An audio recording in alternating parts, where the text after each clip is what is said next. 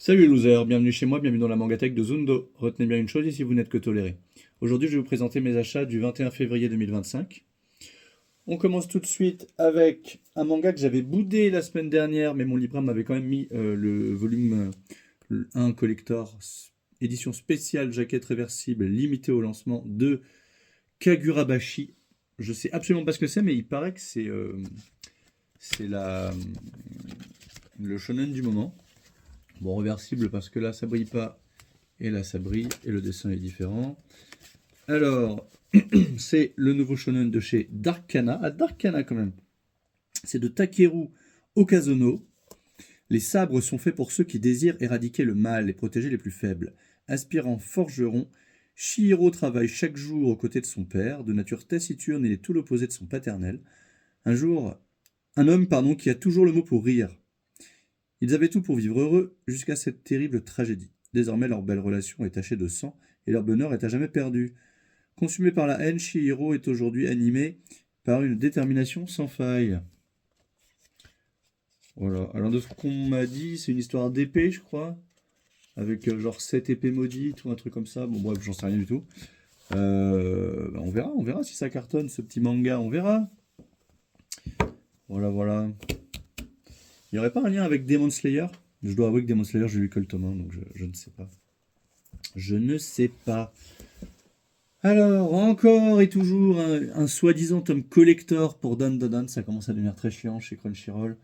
Le tome 16, Dan Da Dan de Yokinobu Taku. Alors, qu'est-ce qu'on a de Tatsu, pardon. Qu'est-ce qu'on a ici? Le tome 16, le porte-clés en forme de mémé turbo, une jaquette réversible, un set de 5 cartes holographiques, un poster et un ex-libris. Tout cela pour la modique somme de 15 balles, de 15 ballos. Donc voilà, c'est le tome 16 de Dan Dadan. Et je suis à jour sur Dan Dadan. Dan Dadan, le petit shonen du moment. Pour le coup, lui, il est bien installé, il est bien établi. Il est très très très sympa. Une famille de... cette nana vit avec une grand-mère qui est médium. Hein, ouais, c'est ça.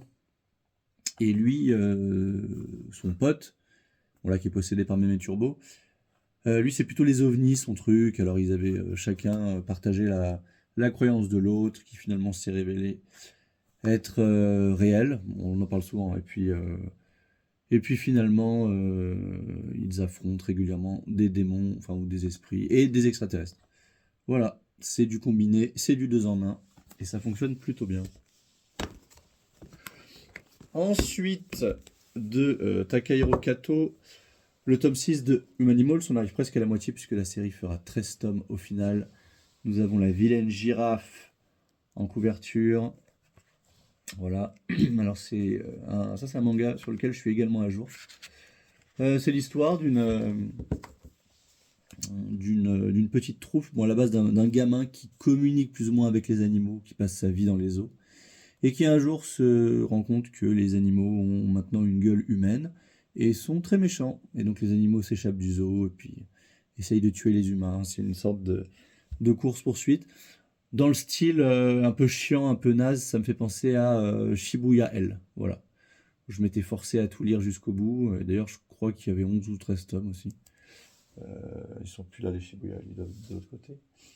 Mais voilà, c'est pas très très intéressant à la lecture, donc je ne vous le conseille pas.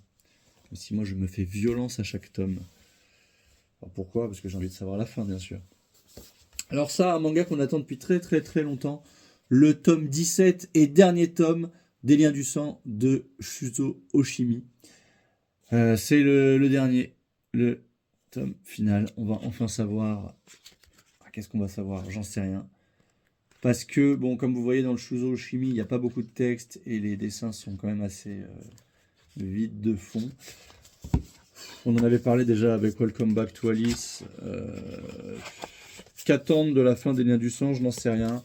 C'est une histoire qui tourne autour d'une relation mère-fils très toxique, où la mère est devenue complètement folle au fil du temps, à cause d'une histoire. Enfin bref, je peux pas trop vous spoiler le truc, mais Là, sur la fin du manga, il est devenu adulte et elle est vieille. Et ouais, on va voir comment ça va se terminer. Mais ça, c'est vraiment un chef-d'œuvre, hein. De toute façon, d'une manière générale, ce que fait cet auteur, Shuzo Oshimi, c'est très très très bien. Mais je pense qu'il faut avoir une certaine sensibilité que tout le monde n'a pas pour apprécier ces mangas.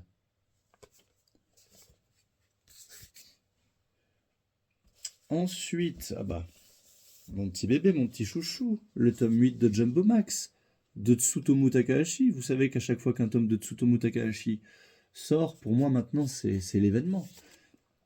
Voilà, donc j'ai fini le run Tsutomu Takahashi avec le tome 7 de Jumbo Max. Donc ça y est, je vais pouvoir les lire tome par tome. C'est la nouveauté. Aujourd'hui pharmacien, demain baron de la drogue. Tateo, alors Tateo c'est ce gros pharmacien qui s'est mis à fabriquer une forme de Viagra, le Jumbo Max, pour aider les gens dans leur quête de plaisir à un certain âge avancé. C'est vraiment totalement altruiste de sa part. Il ne fait pas du tout ça pour l'argent, mais par contre, son associé, si, ce qui crée une dissension entre eux, je dirais un schisme. Et ils sont aussi accompagnés d'une chimiste dont on ne sait pas trop quelles sont les intentions, une jeune et belle femme, jeune femme, qui est étudiante en chimie, en pharmacologie. Et il y a aussi dans l'histoire sa femme qui n'est pas très nette parce qu'elle est très jolie et elle l'a épousé, donc on se dit qu'elle l'a épousé pour l'argent. Puis elle est tombée enceinte alors que lui était censé être impuissant. Ça, c'est son ex, qui est avocat, je crois, qui l'aide là à divorcer. Oui, je sais pas, je m'en fous. Et il y a aussi une histoire avec un inspecteur de police. Il y a ces deux-là qui l'aident maintenant, qui sont sympas avec lui parce que bah, il leur a filé du Jumbo Max et les gens aiment bien le Jumbo Max, donc voilà.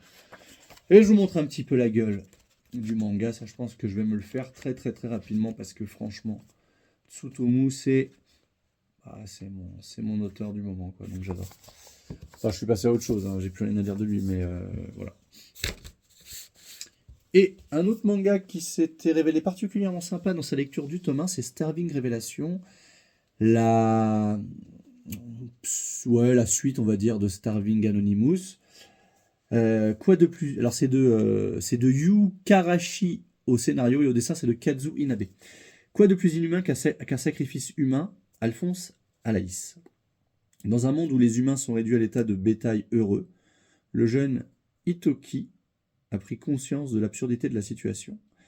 Voilà, donc c'est vrai, on est dans un monde où les humains savent qu'ils vont être sacrifiés pour des créatures supérieures qui se révèlent être les extraterrestres du tome 1, de la Syrien.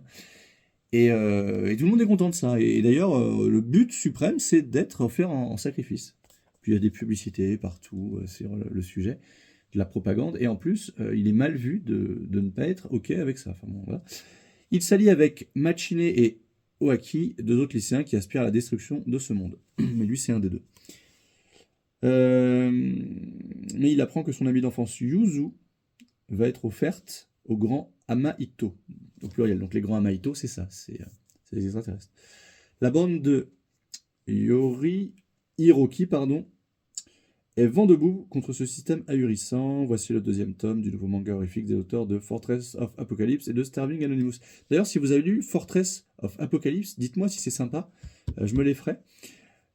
Starving Anonymous 7 tomes et Starving Révélation, ça fera aussi 7 tomes. La série est déjà terminée au Japon.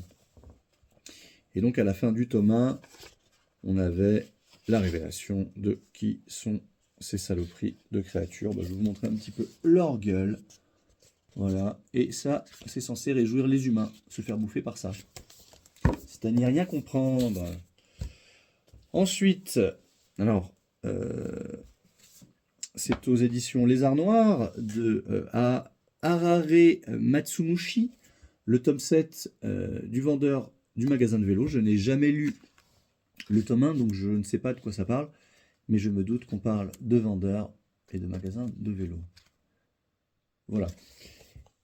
Et les éditions Lézard Noir ont sorti un nouveau format, un nouveau manga en petit format. Alors, il est très épais, mais parce que c'est un one-shot, édition intégrale.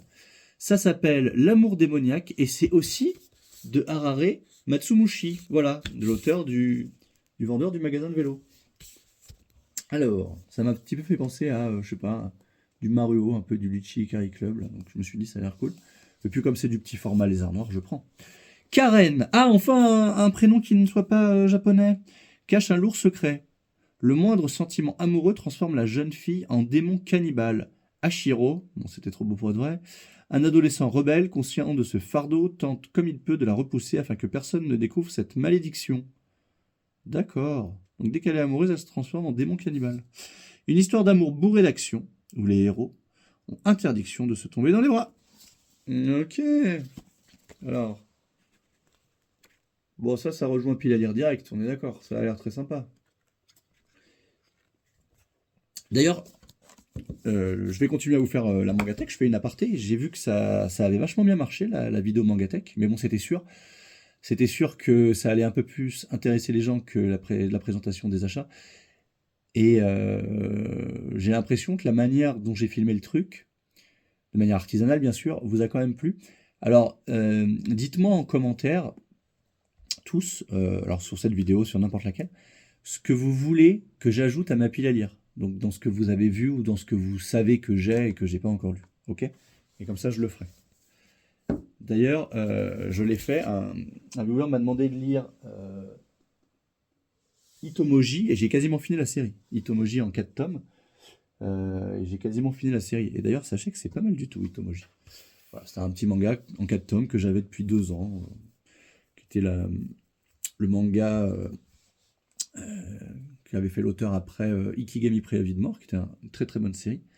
Et je ne l'avais jamais lu. Et en fait, c'est vraiment très très sympa. On en parle dans le bilan février. On poursuit avec. Alors, celui-là, on va le faire par pack. Non, mais je vais vous détailler après. Donc, vous voyez, c'est 3 tomes de chez Mangetsu. Alors, pourquoi je vous les montre par pack? Parce que je ne suis pas du tout à jour dans ces lectures-là. Mibugi Shiden, tome 11, série terminée en 13 tomes, je crois. C'est sur l'histoire d'un mec du Shinsengumi, mais pas du tout le mec le plus fort. C'est de Tiro Asada et Takumi Nagayatsu. Je n'ai jamais lu le tome 1, mais je le ferai probablement un jour, c'est sûr. Ça m'a jamais trop emballé. Ça, c'est The Blue Flower and the Ceramic Forest. Je crois que c'est aussi terminé au Japon. C'est de Yuki Kodama. Bon, c'est probablement une romance, hein, donc ça, je ne l'ai pas encore lu, mais j'en lis hein, de temps en temps des romances. Et voilà, donc c'est le tome 7 et ça doit être terminé au Japon en petite dizaine de tomes, je crois. Et ce manga, alors c'est alors c'est pas Night, c'est Night of the Living Cat, c'est un jeu de mots. Eux, ils disent pas miaou, ils disent nia, les chats, donc voilà. C'est une sorte de parodie de La Nuit des Morts Vivants avec des chats. J'avais lu le tome 1, ça m'avait vraiment laissé de marbre. L'humour est un peu naze. En fait, ils considèrent que les chats sont zombies. Mais l'humour est un peu bidon. Enfin, et puis ils sont pas zombies en fait, ils sont juste mignons, mais les mecs ont peur. C'est étrange, j'ai pas trop accroché au concept. Encore 2 tomes à présenter, qui sont maintenant des grands formats. Aux éditions Imo, parce que mon libraire a parfois les éditions Imo en temps et en heure, de Osamu Furuya, le tome 2 de la croisade des innocents. Entre rêves brisés et injustice, Étienne et ses amis affrontent un monde cruel où leur foi et leur confiance sont mises à rude épreuve. Franchement, je devrais le lire parce que le personnage s'appelle Étienne. Étienne. Tiens-le bien. Il y a Étienne, Nicolas, Luc, Henri, Marc. Ouais, allez, c'est du 100% français. Ça, ce sera lu. Ça, c'est pile à lire. Ça, c'est sûr. Voilà. Et je vous montre un petit peu. Ouh, ça coupe des têtes d'enfants. Alors ça, j'aime pas trop, ça, par contre. Je n'aime pas qu'on tue les enfants. Voilà. Dernier tome, mais non des moindres. Harem End de notre ami, que dis-je, de notre amour, Shintaro Kago. D'ailleurs, sachez que je vous avais présenté Dommage cérébral que j'avais reçu de chez Uber Édition il y a peu de temps, et ils viennent de m'envoyer l'affiche. Regardez cette petite beauté. Voilà. C'est plutôt sympa ce squelette qui sort du corps, mais par le dos. Par le dos, fallait le faire par le dos. Voilà. Il y a même la peau, il y a même des cheveux en plus. Ouais, c'est un peu bizarre. Il y a une tête en plus. Alors, Harem End de Shintaro Kago. Je ne sais pas de quoi ça parle, mais regardez, comme toujours dans Shintaro Kago, on est sur du très gore, et c'est du gore gratuit bien sûr. Alors, je dois avouer qu'un tome de Shintaro Kago, ça prend un peu de temps, donc c'est pour ça que J'ai un petit peu de retard. En fait, j'ai Villain Infrastructure, je vous avais dit dans la vidéo de présentation. J'ai Dementia 21 ou 21, tome 2, et Dommage cérébral. Donc ça, c'est le 4e tome de Kago que j'ai de retard. Mais quand je me chauffe à lire du Kago, j'y vais, parce que c'est vraiment bien. De quoi ça parle, ça? J'en sais rien, il n'y a pas de résumé. C'est chapitré en... C'est chapitré en 8. On a des personnages, là, voilà. Alors ça nous parle probablement de la fin d'un harem, mais je sais pas du tout, faudrait que je le lise pour vous en parler. Regardez, n'empêche comment c'est. C'est vraiment, vraiment, vraiment glauque. Et chez Zundo, on aime ça. Ok, voilà la petite présentation express parce que j'ai pas le temps. Que vous dire de plus? Je vais vous faire la partie 2 de la Mangatech prochainement. J'en suis aux éditions Kana, c'est ça. Ouais, je vois d'ici. Ouais, j'en suis aux éditions Kana. J'en suis aux éditions Kana. Bon, on va essayer de faire tout ça, tout ça. Ah, ça fera un certain nombre de parties, je pense, hein. On s'attarde, on s'attarde. Je pense qu'on fera toujours environ 40 minutes, d'accord? Je pense que 40 minutes, c'est le bon deal. C'est le bon deal. Hein. Moi, il y a un youtubeur que j'adore qui s'appelle Feldup. Et parfois, il fait des vidéos qui atteignent presque les 2 heures. Et parfois, c'est difficile à regarder d'une traite. Hein. 2 heures, c'est long. Voilà, je vous fais des gros bisous et puis à bientôt.